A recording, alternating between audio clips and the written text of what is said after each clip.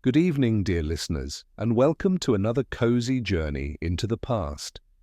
Tonight, we're stepping into the wild, untamed heart of America's history, where pirates roamed coasts, gold fever gripped towns, and ordinary people did extraordinary things. This is a story of adventure, oddities, and the occasional nap by a campfire. So, snuggle into your favorite blanket, dim the lights, and let's drift back to a time when America was a land of dreams and daring. Close your eyes if you'd like, and let the gentle rhythm of this tale carry you into a world of pioneers and peculiarities. Ready? Let's begin. Picture yourself in a bustling 19th century American town, perhaps a dusty outpost in the Wild West, or a cobbled street in colonial Boston. It's 1850 and the air hums with the clatter of wagons, the shouts of traders, and the whispers of secrets from a young nation's past. America's history is a tapestry of bold risks and bizarre moments, where settlers built empires, outlaws became legends, and everyday folks chased impossible dreams. Why was America's past so wild, and what drove its people to such daring, peculiar deeds? Tonight, we'll wander through 10 captivating chapters of America's history, from pirate hideouts to ghostly gold rushes, meeting characters who shaped a nation with grit and a touch of madness. With each tale, we'll sink deeper into the cozy, whimsical world of America's past, where every story feels like a fireside chat. So let's sit by the hearth, where the air smells of pine and possibility, and begin the tale of why America's past was so wild in 10 parts. Part 1. The Pirate Coast of Colonial America. Let's start in the early 1700s, when America's eastern shores were a playground for pirates, those swashbuckling rogues who sailed under black flags and made legends of their names. The colonies, from Massachusetts to the Carolinas, were young and chaotic, their ports buzzing with trade and treachery. Pirates like Blackbeard and Anne Bonny didn't just raid ships, they shaped America's coastal culture, their exploits whispered in taverns and scribbled in governors' frantic letters. Why did pirates flock to America's shores, and how did their wild lives leave a mark on a fledgling nation? The pirate craze was born from opportunity. Britain's colonies were rich with merchant ships carrying sugar, rum, and tobacco, easy prey for fast sloops manned by desperate men. England's navy, stretched thin across the Atlantic, couldn't patrol every cove, leaving gaps for pirates to exploit. By 1715, the golden age of piracy was in full swing, with America's coast a haven for outlaws. Charlestown, now Charleston, and Nassau were pirate hubs, their docks lined with taverns where rum flowed and deals were struck. Picture a weathered sailor, his eye patch glinting by candlelight, spinning tales of buried treasure to a wide-eyed crowd. Blackbeard, born Edward Teach, was the era's most infamous pirate, his beard braided with fuses that smoked like a demon's breath. In 1718, he blockaded Charlestown, holding the city hostage for medical supplies, his ship, Queen Anne's Revenge, a floating fortress. His audacity terrified governors but thrilled colonists, who saw him as a rebel against distant kings. Blackbeard's lair in Ocracoke, North Carolina, was a maze of inlets, perfect for hiding loot. Locals whispered of gold buried under moonlit dunes, a legend that still draws treasure hunters today.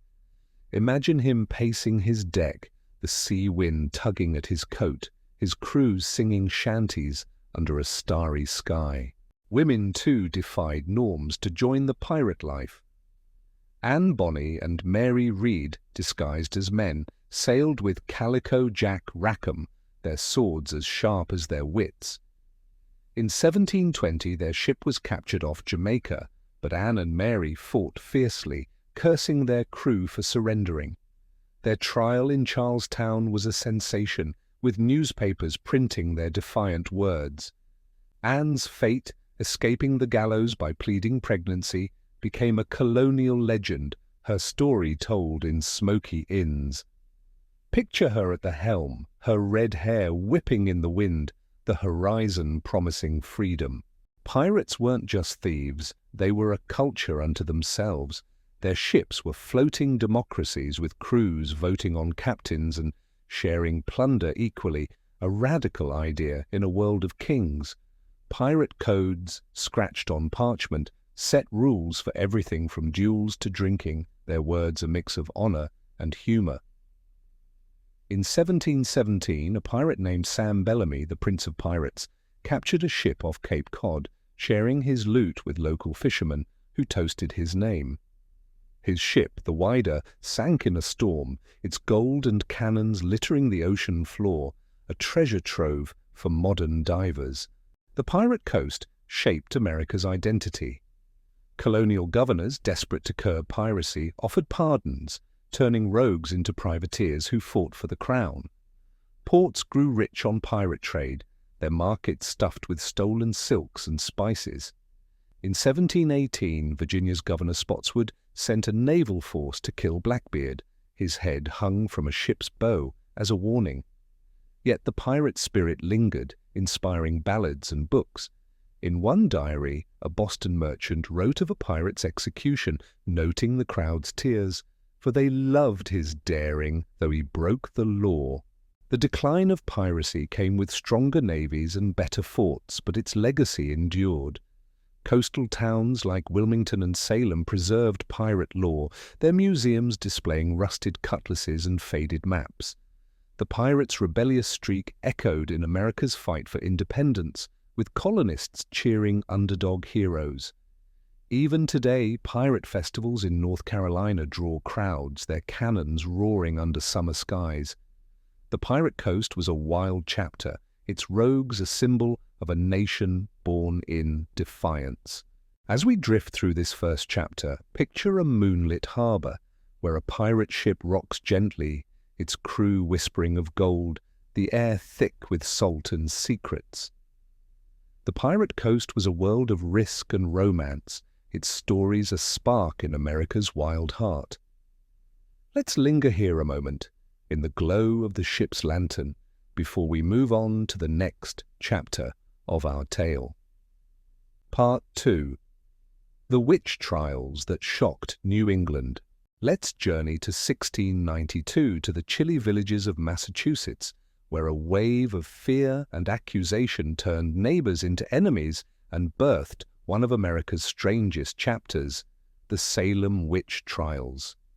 In a land of Puritan faith and harsh winters, whispers of witchcraft sparked a frenzy, with trials that convicted dozens and left a scar on the nation's soul. Why did this small community descend into such wild panic, and how did its legacy shape America's sense of justice? Salem Village was a powder keg of tension. The Puritans, devout and rigid, saw the devil in every shadow, their sermons warning of witches who cursed crops or soured milk. In 1692, two girls, Betty Parris and Abigail Williams, began convulsing and screaming, claiming invisible spirits tormented them. Their fits, described in frantic letters, spread fear, with doctors blaming witchcraft. Soon other girls joined in, their accusations pointing to neighbors like Tituba, a Caribbean slave, and Sarah Good, a beggar. Picture a crowded meeting house, its pews packed, the air heavy with whispers as a girl shrieks, naming a witch in the crowd. The trials were a spectacle of fear and faith. Judges, led by William Stoughton, held court in Salem's town hall, their black robes stark against the wooden walls. Accused witches faced spectral evidence, claims of ghostly attacks no one could verify.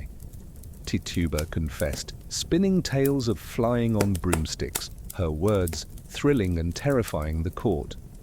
By summer, over 150 people were jailed, their cells damp and cold, their families pleading by candlelight. In one diary, a Salem farmer wrote of visiting his accused wife, her chains clanking, his heart torn by doubt and dread. The executions were grim. 19 people were hanged on Gallows Hill, their bodies swaying as crowds watched in silence. Giles Corey, an 80-year-old farmer, was pressed to death under stones, refusing to plead guilty. The trials, reported in Boston's newspapers, shocked the colonies, with some calling them justice, others madness. In 1693 the frenzy ended, as Governor Phipps halted the trials, swayed by growing skepticism. The girls' fits faded, and Salem's leaders, shamefaced, offered apologies, their sermons softer now. The witch trials were driven by more than faith. Land disputes, old grudges, and economic stress fueled accusations, with poorer families often targeted. Women, especially those who defied norms, were vulnerable. Widows, healers, or outspoken figures like Martha Carrier hanged as a rampant hag. The trials reflected a society grappling with change, as new ideas clashed with old fears. In one letter, a Boston minister warned that Satan exploits our divisions, a plea for unity ignored in the heat of panic. The legacy of Salem was profound. The trials exposed the dangers of fanaticism, shaping America's push for fair trials and free speech. In 1702, the Massachusetts court declared the trials unlawful, a rare admission of error. Salem became a cautionary tale, its story retold in books like Cotton Mather's Wonders of the Invisible World. By the 19th century, writers like Nathaniel Hawthorne, a Salem native, wove the trials into novels, their pages read by firelight, their warnings clear. Today, Salem's Witch Museum draws visitors. Its exhibits a mix of history and hauntings. The trials also left a cultural mark. Halloween, once a quiet harvest festival, grew into a celebration of the spooky, with Salem as its heart. The term witch hunt entered the lexicon, used for everything from McCarthyism to modern scandals. In one 19th century diary, a Salem girl described dressing as a witch for a harvest dance, her costume a nod to her town's past, her laughter echoing in the crisp air. The trials, though tragic, became a symbol of America's ability to reflect and grow. As we settle into this chapter, picture a Puritan village at dusk, its windows glowing, the air thick with fear and firewood smoke. The witch trials were a wild moment, a clash of faith and folly that shaped a nation's conscience. Let's rest here, in the quiet of the meeting house, where the past whispers lessons before we continue our journey. Part 3. The Gold Rush that turned California upside down. Let's travel to 1848 to the rugged hills of California, where a glint of gold sparked a fever that drew thousands to a wild frontier. The California Gold Rush wasn't just a hunt for wealth, it was a cultural earthquake, transforming a sleepy territory into a land of dreamers, schemers, and muddy boots. Why did this discovery ignite such frenzy, and how did it shape America's spirit of adventure? It began at Sutter's Mill, when James Marshall found gold flakes in a riverbed, his shout echoing through the pines. By 1849, news spread via newspapers and letters reaching New York, London, and even China. The 49ers, as they were called, flooded California, their wagons clogging trails, their ships crowding San Francisco's harbor. By 1850, the state's population soared from 14,000 to 100,000, a mix of farmers, clerks, and outlaws, all chasing a golden dream. Picture a dusty camp, its tents flapping, the air alive with pickaxes and hopeful shouts. The journey was brutal. Overland trails like the Oregon and California were littered with broken wagons and graves, their ruts still visible today.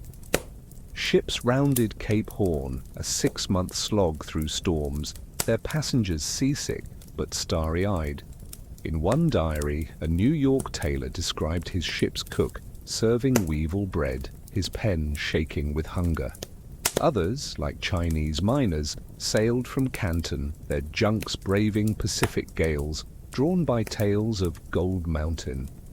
These travelers, camped by starlight, swapped stories of nuggets the size of fists. Mining was grueling, with men knee-deep in icy streams panning for flecks of gold. Most found little. Their hands blistered, their dreams fading. Yet some struck it rich, like Levi Strauss, who sold sturdy pants to miners, birthing blue jeans. San Francisco, a muddy village in 1848, became a boom town, its saloons and stores stuffed with gold dust. In 1851, a miner paid $500 for a single egg, a tale told in chuckling letters home. The city's chaos, with fires and fistfights, was a microcosm of the rush's wild heart. The gold rush wasn't just about gold, it was about reinvention. Men and women, freed from old lives, became prospectors, merchants, or madams. Women like Mary Ellen Pleasant, a black entrepreneur, built fortunes in San Francisco, her boarding house a hub for miners. Others, like Mountain Charlie, a woman disguised as a man, mined alongside roughnecks, her secret kept until death. These stories, whispered in canvas tents, were America's first rags-to-riches myths, their heroes as bold as the land itself. The rush had a dark side. Native Americans, like the Miwok and Maidu, were driven from their lands, their villages razed by miners. Chinese and Mexican miners faced violence and taxes, their claims stolen by white rivals. In 1850, California's foreign miners' tax targeted non-whites, its fines bankrupting many. Environmental scars, like silt-choked rivers, linger today, a reminder of greed's cost. In one letter, a missionary described a valley torn asunder, his words heavy with sorrow. The legacy of the gold rush was vast. California's wealth fueled America's economy, its gold paving railroads and banks. The rush's spirit of risk shaped Silicon Valley, where modern prospectors chased tech fortunes. San Francisco's Chinatown, born from Chinese miners, remains a cultural hub, its lanterns glowing like the rush's dreams. In 1890, a miner's son wrote of panning with his father, their laughter echoing in a stream, a memory of a wilder time. As we linger in this chapter, picture a starlit mining camp where a prospector pans by firelight, his hopes glinting in the water, the air thick with pine and possibility. The gold rush was a fevered dream, its wildness a spark in America's soul. Let's rest here, in the glow of the campfire, where every nugget tells a story, before we move on. Part 4, the Underground Railroad's Secret Paths. Let's step into the 1830s to the shadowed trails and hidden rooms of the Underground Railroad, a clandestine network that guided enslaved people to freedom. This wasn't just a system, it was a rebellion, a web of courage and secrecy that defied America's darkest laws. Why did ordinary people risk everything to build this network, and how did its quiet heroism shape a nation's conscience? The Underground Railroad emerged in a divided America where slavery fueled the South's economy but sparked outrage in the North. By 1830, abolitionists like William Lloyd Garrison demanded freedom, their newspapers smuggled in burlap sacks. The railroad was a metaphor, with conductors guiding passengers along stations, safe houses where runaways hid. Harriet Tubman, a conductor who escaped slavery, led over 70 people to freedom, her courage legendary. Picture her moving through moonless woods, her lantern dim, her voice a whisper of hope.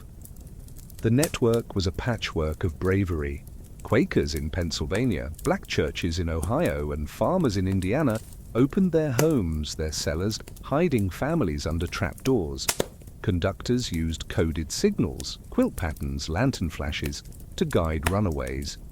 In 1845, a Cincinnati station master hid 12 people in a hayloft, their breaths silent as slave catchers searched below. These acts, recorded in secret diaries, were a defiance of the Fugitive Slave Act, which punished helpers with jail or fines. Runaways faced unimaginable risks. Enslaved people like Frederick Douglass fled plantations, their paths through swamps, and rivers, their hearts pounding at every rustle. In 1838, Douglass disguised himself as a sailor, boarding a train to New York. his freedom won in a day's daring. Others, like Ellen Craft, posed as a white man, her husband as her servant, their journey to Boston a masterclass in deception.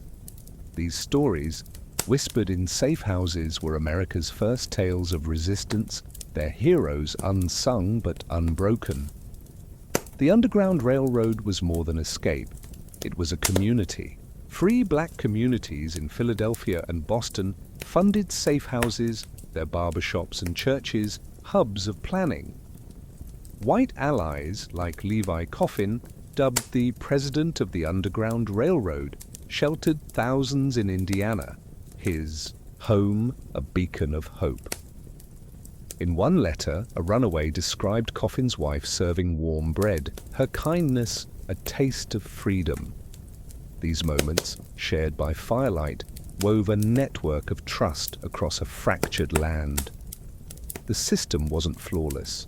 Betrayals, like informants posing as conductors, led to captures, their victims returned to chains. Slave catchers, armed with dogs, patrolled borders, their bounties funded by southern planters. Yet the railroad spirit endured, its estimated 100,000 escapes, a blow to slavery's heart. In 1850, a Boston rally defied the fugitive slave act, its crowd shielding a runaway, their chants echoing in the streets. The legacy of the Underground Railroad was profound.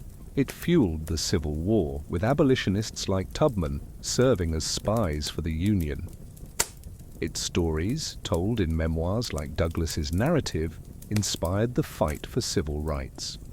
Today, sites like the Harriet Tubman Underground Railroad National Historical Park preserve its paths, their trails a pilgrimage for modern seekers. In one 20th century diary, a teacher described visiting a safe house, its walls whispering courage, a link to a wilder past. As we settle into this chapter, picture a hidden attic where a family huddles by candlelight. Their conductors whisper a promise of freedom, the air thick with hope and hay. The Underground Railroad was a wild act of defiance, its paths a map of America's heart. Let's rest here, in the quiet of the safe house, where every step echoes with bravery, before we continue. Part 5. The Pony Express's Lightning Rides. Let's ride to 1860, to the dusty trails of the American West, where the Pony Express carried mail at breakneck speed, linking a sprawling nation in a flash of hooves and courage. This short-lived service, lasting just 18 months, was a marvel of grit and daring, its riders braving blizzards and bandits to deliver letters. Why did America need this wild relay? And how did its fleeting glory shape the West's legend? The Pony Express was born from a need for speed. The telegraph was incomplete, and stagecoaches were slow, taking weeks to cross the continent. With California's gold rush and growing settlements, America craved faster mail. In 1860, the firm of Russell, Majors and Waddell launched the Express, promising delivery from Missouri to California in 10 days. Riders, often teenagers, galloped between 190 stations, changing horses every 10 miles. Picture a rider, his hat. Lo, his horse, thundering through sagebrush, the horizon a blur of dust. The riders were the heart of the Express, their courage mythic. Young men like Buffalo Bill Cody, barely 15, signed up for $25 a month, their oaths sworn on a Bible to avoid drink and swearing. They carried 20 pounds of mail in a leather mochila, dodging arrows and storms. In 1861, a rider named Johnny Fry outran a Paiute ambush, his horse's hooves a drumbeat in the dark. Their stories, told in saloons, made them folk heroes, their names scratched on station walls. In one diary, a station keeper described a rider collapsing in snow, his mailbag clutched tight, his face lit with pride. The route was a gauntlet. Stretching 1,900 miles from St. Joseph, Missouri, to Sacramento, California, it crossed plains, deserts, and mountains. Stations, often shacks, offered fresh horses and a moment's rest. Riders faced blizzards in the Rockies, heat in the Nevada desert, and attacks by outlaws or tribes defending their land. In 1860, a rider delivered President Lincoln's inaugural address in record time. His arrival in Sacramento, cheered by a vast crowd waving lanterns. These feats, reported in newspapers, were America's first taste of instant news. The Express was a logistical marvel. Horses, bred for speed, were swapped in minutes, their saddles light as feathers. Station keepers, often grizzled trappers, fed riders beans and bacon, their fires a brief warmth. The mochila, with its locked pouches, was tossed between riders. Like a baton, its contents, letters, telegrams, even gold dust, worth fortunes. In one letter, a San Francisco merchant praised the Express for saving his business, its speed, a miracle of man and beast. The Express wasn't cheap. A half-ounce letter cost $5, a month's wages for some, though prices dropped later. Its riders, mostly orphans or drifters, lived hard lives, their bodies scarred by falls or frostbite. Yet, they were celebrities, their faces printed on dime novels. Women, too, played a role, like station keeper Charlotte Parkhurst, who disguised herself as a man, her secret revealed only at death. These characters, woven into campfire tales, were the West's first legends. The Express ended in 1861, replaced by the telegraph, its wires humming where hooves once pounded. Yet, its legacy galloped on. It proved America could connect its coasts, paving the way for railroads. Its riders inspired Western myths, from Cody's Wild West shows to Hollywood films. Today, the Pony Express National Historic Trail draws hikers, its markers a nod to a wilder time. In one 20th century memoir, a rider's grandson described retracing the route, his heart racing as if I rode with them. As we linger in this chapter, picture a lone rider galloping under a starry sky, his mailbag bouncing, the air sharp with sage and speed. The Pony Express was a wild sprint, its riders a spark in America's frontier soul. Let's rest here in the glow of the station's fire, where every letter carries a dream before we move on. Part 6. The Outlaw, Legends of the Wild West. Let's mosey to the 1870s, to the lawless plains of the American West, where outlaws like Jesse James and Billy the Kid became folk heroes, their names whispered in saloons and blazoned in wanted posters. The Wild West was a land of gunslingers and gold, where justice was a six-shooter and legends were born in a blaze of glory. Why did these bandits capture America's imagination, and how did their wild lives shape the myth of the frontier? The West was a tinderbox after the Civil War. Railroads snaked through prairies, cattle drives boomed, and towns sprang up overnight, their sheriffs often outgunned. Outlaws thrived in this chaos, robbing banks, trains, and stagecoaches with daring flair. Jesse James, a Missouri guerrilla turned bandit, led his gang to fame in 1866, their heists fueling newspaper headlines. Picture him riding into a dusty town, his bandana low, his Colt revolver glinting, the air thick with hoofbeats and fear. Jesse's legend grew from his audacity. In 1873, his gang derailed a train in Iowa, stealing $3,000 in gold, their masks a taunt to lawmen. Jesse, a Confederate veteran, styled himself a Robin Hood, giving coins to farmers while dodging Pinkerton detectives. His letters to newspapers, denying crimes with sly wit, made him a folk hero to those crushed by banks. In one diary, a Kansas widow wrote of hiding Jesse in her barn, his smile like a preacher's, though his hands held death. Billy the Kid, born Henry McCarty, was another icon, his boyish grin belying his deadly aim. By 1878, he was a cattle rustler and gunman in New Mexico's Lincoln County War, a feud over land and power. Billy's gang, the Regulators, fought corrupt sheriffs, their shootouts lighting up saloons. In 1880, he escaped jail, killing 2 guards, his legend sealed.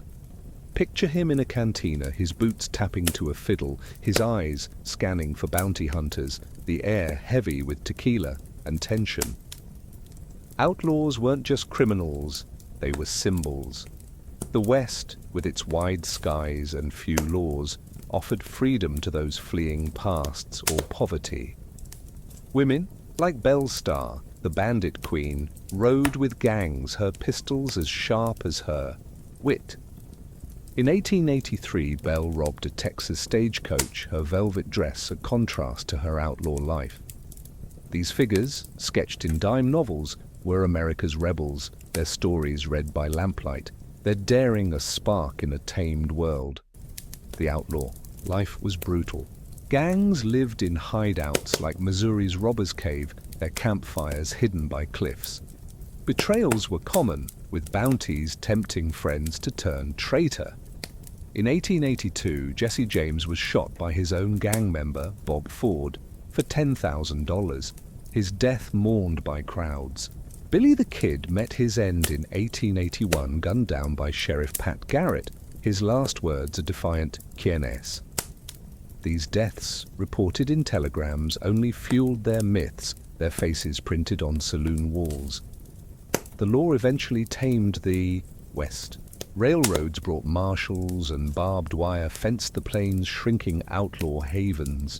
By 1890, the frontier was closing, its legends preserved in stories. Buffalo Bill's Wild West shows, launched in 1883, turned outlaws into theater, with actors reenacting heists under canvas tents. In one letter, a Chicago boy described seeing a Jesse James show, his heart racing as if I rode with him. The outlaw legacy lives on. Hollywood westerns, from the good, the bad, and the ugly to Unforgiven, draw on their grit, while country songs echo their rebellion. Towns like Tombstone and Deadwood thrive on outlaw tourism, their saloons serving whiskey with a nod to the past. In one 20th century memoir, a Missouri farmer claimed Jesse's ghost haunted his barn, a tale told to wide-eyed children. The outlaws, wild and free, remain America's romantic rebels. As we settle into this chapter, picture a moonlit hideout, where an outlaw cleans his revolver by firelight, his gang's laughter mingling with the howl of a coyote. The Wild West was a lawless dream, its outlaws a spark in America's myth. Let's rest here, in the glow of the campfire, where every bullet tells a tale, before we continue. Part 7. The Great Chicago Fire's Fiery Chaos. Let's leap to 1871 to the bustling streets of Chicago, where a spark in a barn unleashed a fire that devoured a city and birthed a legend of resilience. The Great Chicago Fire was a catastrophe, but also a turning point, showcasing America's ability to rebuild from ashes. Why did this blaze spiral out of control, and how did its wild destruction shape a modern metropolis? Chicago in 1871 was a boomtown, its wooden buildings packed with immigrants, factories, and dreams. The city, a hub for railroads and meatpacking, was tinder dry after a rainless summer, its streets lined with pine shanties. On October 8, a fire started in the O'Leary barn. Legend blames a cow kicking a lantern, though evidence points to a careless smoker. By midnight, flames roared, driven by 30-mile-an-hour winds.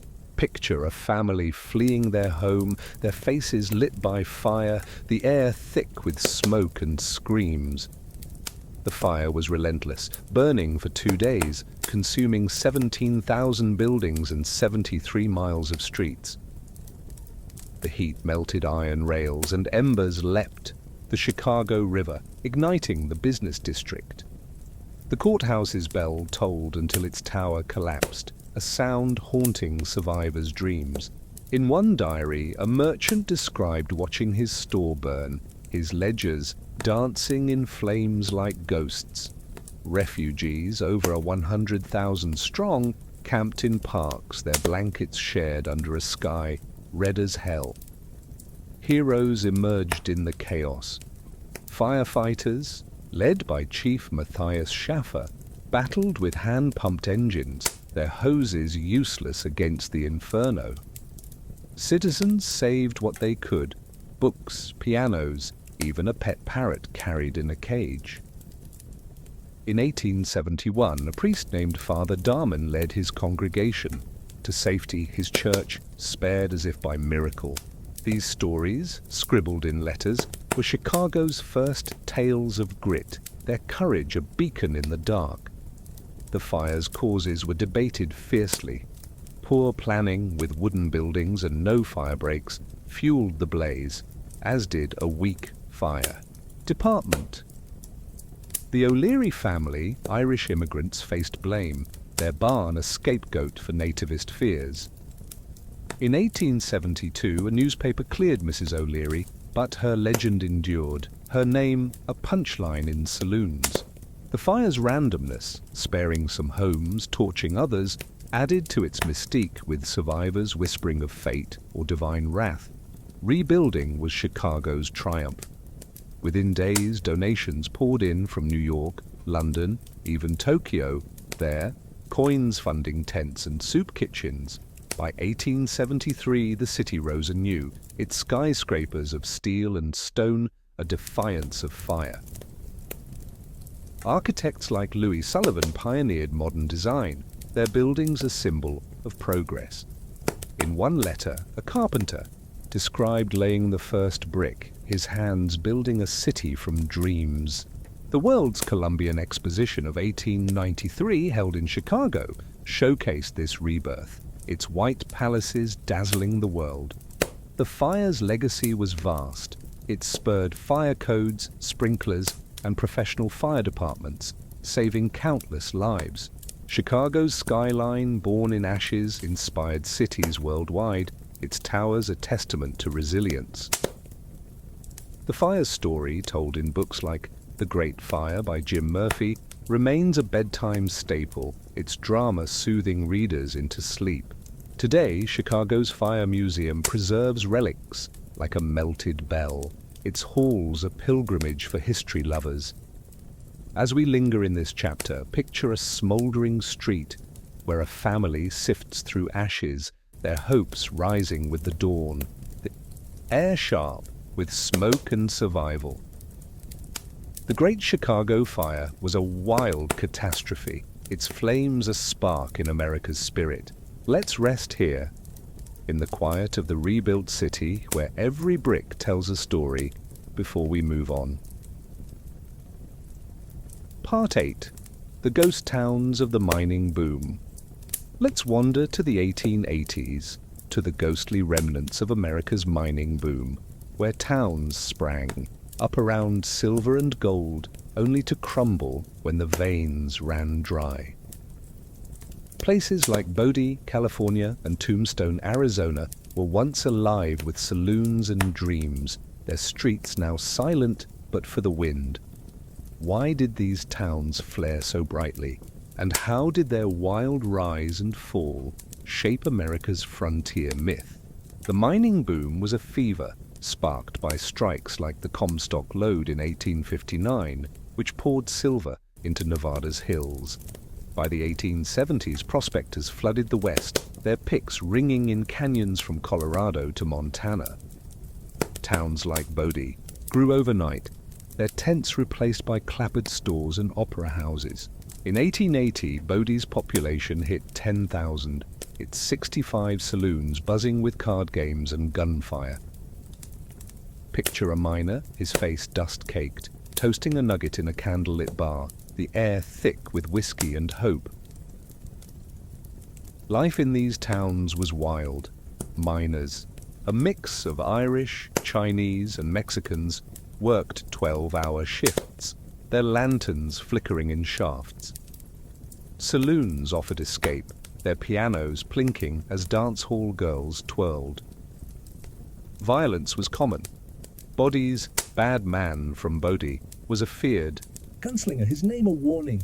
In one diary, a preacher described a Sunday sermon interrupted by a brawl, his Bible drowned by curses.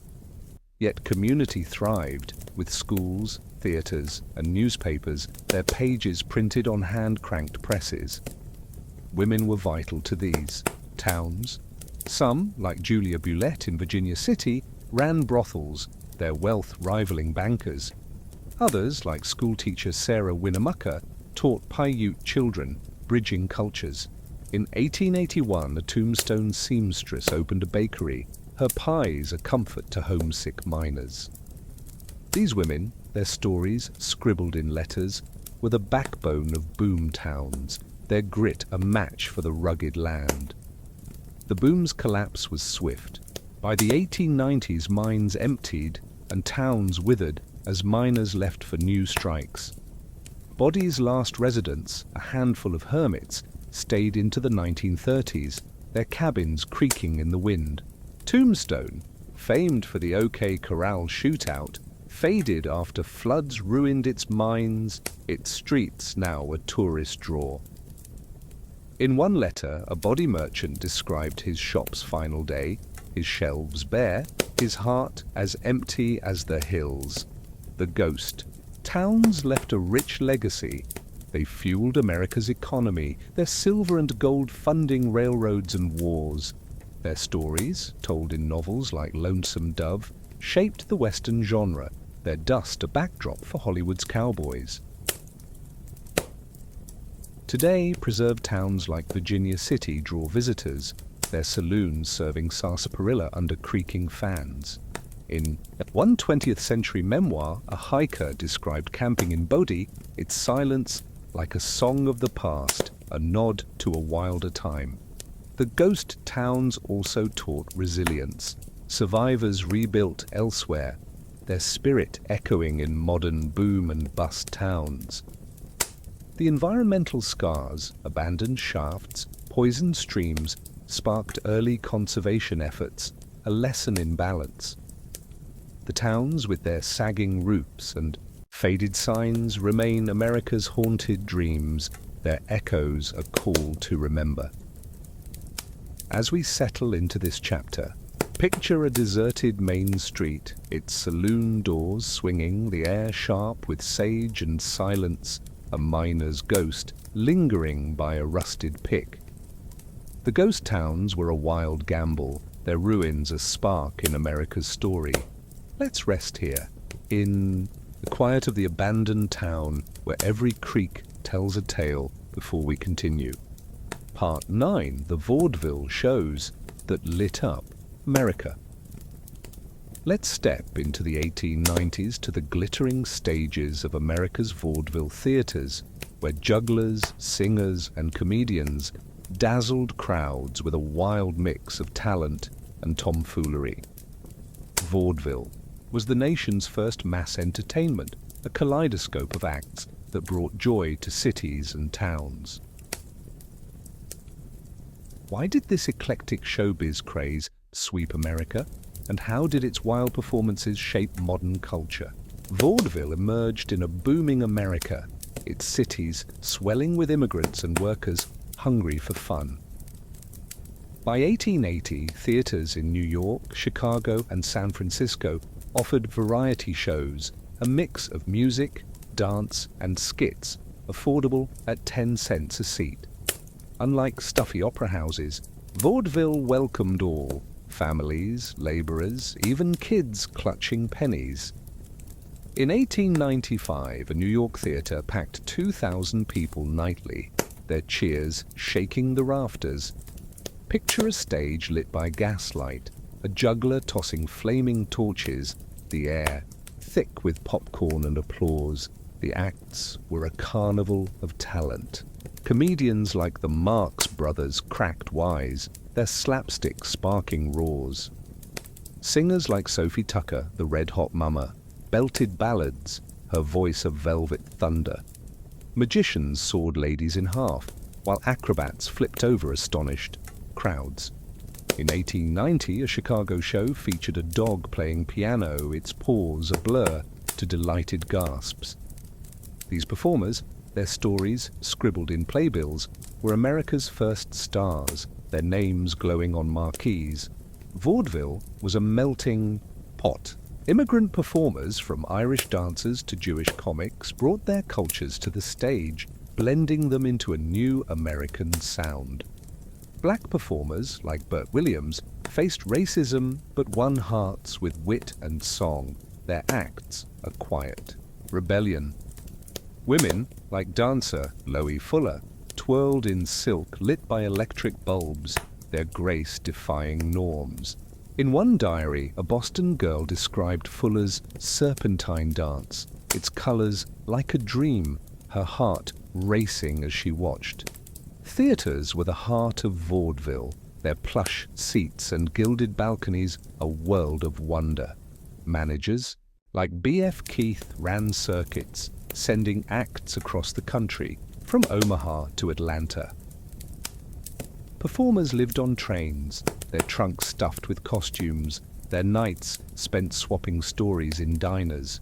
In 1898, a troupe survived a derailment, performing that night with borrowed props, their grit a legend in theatre lore. These journeys, detailed in letters, were America's first taste of showbiz hustle. Vaudeville wasn't all glamour. Performers faced grueling schedules, some doing 10 shows a day, their voices hoarse, their feet blistered. Audiences could be brutal, hurling peanuts at bad acts, their boos a performer's nightmare. Yet, the stage offered freedom, a chance to escape factories or farms. In one memoir, a juggler described his first beau, the applause like a warm blanket, a moment that changed his life. The decline came with movies, which by 1910 offered cheaper thrills. Vaudeville theatres became cinemas, their stages dark, their stars fading, yet its legacy sparkled on. Vaudeville birthed Hollywood, with stars like Charlie Chaplin starting on its boards. Radio and TV, from The Ed Sullivan Show to Saturday Night Live, owe their variety to vaudeville's mix. Today, comedy clubs and talent shows echo its spirit, their stages a nod to a wilder past. As we settle into this chapter, picture a glowing theatre, where a comedian's punchline sparks laughter, the air thick with joy and sawdust, the stage a world of dreams. Vaudeville was a wild celebration, its acts a spark in America's culture. Let's rest here, in the warmth of the footlights where every bow tells a story, before we continue. Part 10. The Great Migration's Bold Journey. Let's move to the 1910s, to the trains and roads that carried millions of African Americans from the south to the north in the Great Migration, a bold exodus that reshaped America's cities and culture. This wasn't just a move, it was a revolution, a quest for freedom and opportunity in a land of promise and prejudice. Why did so many risk everything to leave, and how did their wild journey transform a nation? The Great Migration began in a South bound by Jim Crow laws where black families faced segregation, lynching, and sharecropping's endless debt. By 1910, World War I's labor shortages opened northern factories, their wages a siren call. Newspapers like the Chicago Defender urged migration, their pages smuggled in bales of cotton. From 1916 to 1970, over 6 million people left, their suitcases packed with hope. Picture a train platform in Mississippi, families clutching tickets, their faces lit by dawn, the air thick with coal smoke and courage. The journey was daunting. Trains, nicknamed the Chicken Bone Express for the food packed aboard, rattled through nights, their seats hard, but hearts light. Some drove, their Model Ts bouncing on dirt roads, dodging hostile towns. In 1918, a Georgia family walked 200 miles to Ohio, their shoes worn to scraps, their story told in a church's ledger. These travelers, their letters home, carried dreams of jobs, schools, and safety, their words a map of hope. The North was no paradise. Chicago, Detroit, and Harlem offered work in steel mills and meatpacking plants, but also crowded tenements and racism. Migrants faced riots like Chicago's 1919 race clash, yet built vibrant communities. Harlem's Renaissance, with poets like Langston Hughes and musicians like Duke Ellington, bloomed from Southern roots, its jazz a sound of defiance. In one diary, a Harlem teacher described a 1920s dance, its rhythm like freedom's heartbeat, her pen dancing with joy. Migrants transformed cities. Chicago's black population grew from 44,000 in 1910 to 234,000 by 1930, its South Side a hub of churches, businesses, and clubs. Women like Ida B. Wells led activism, their newspapers fighting for rights. Men like Pullman Porters formed unions, their wages lifting families. In 1925, a porter's wife wrote of buying her first piano, its keys a song of our new life. These stories, shared in barbershops, were America's first urban black culture, its pulse a beat of resilience. The South felt the loss. Plantations starved of labor, mechanized, while towns mourned departed friends. In 1917, a Mississippi Geegsteikia planter begged migrants to stay, his offer of land ignored, his letter crumpled in a church. The migration's ripple reshaped politics, with northern black voters swaying elections, their ballots a new power. By the 1960s, the civil rights movement, led by migrants' children, owed its fire to this exodus. The legacy of the Great Migration is vast. It created modern black culture, from jazz to hip-hop, its roots in Southern spirituals. Cities like Atlanta and Detroit, shaped by migrants, remain cultural hubs, their streets alive with history. Today, museums like the National Museum of African American History preserve migration stories, their exhibits a pilgrimage for seekers. In one 21st century memoir, a Chicago woman traced her family's 1919 journey, her heart full of their courage. As we close this final chapter, picture a crowded train, its passengers singing softly, their hopes rising with the rails, the air sharp with coal and dreams. The Great Migration was a wild journey, its travelers a spark in America's soul. Let's rest here, in the quiet of the station, where every ticket tells a story as our tale comes to an end. Thank you for joining me on this wild journey through America's past. If you enjoyed drifting through tales of pirates, outlaws, and dreamers, please give this video a thumbs up. It helps us share these cozy stories with more sleepy history lovers like you. Subscribe and hit the bell icon to never miss a tale, whether it's about forgotten heroes or quirky historical quirks. In the comments, share your thoughts. Which American story would you have lived in? And if you know a friend who'd love to relax with a bit of history, share this video with them. For more soothing stories, check out our playlist of Bedtime, tales linked below. Now close your eyes, let the world fade away, and drift off to the gentle rhythm of the past. Good night.